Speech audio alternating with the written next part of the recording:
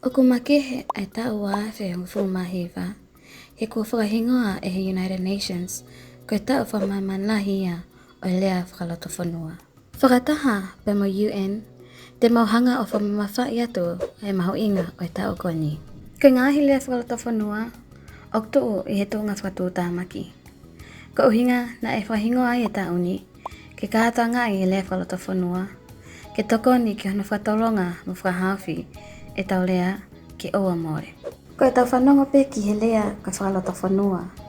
Ok tau whakaukau lewa ki he tau ngahi te ma whafonua, ngahi whaiwa whafonua. Ka I mui he ngahi mea ko ia, ko e tau lea.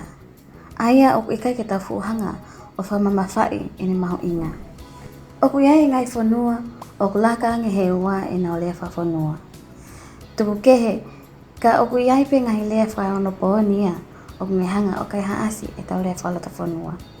Pea iku, ngawe aki he society ngahi lea whaono po ni, kai ngalo e tau lea whatupua.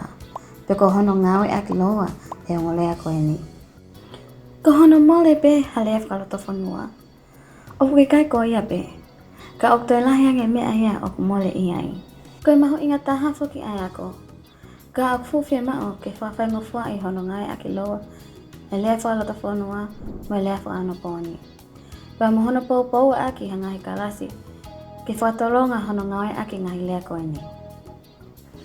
Ko e tau tofia, ko e tau ngahi lea whakalotofonua.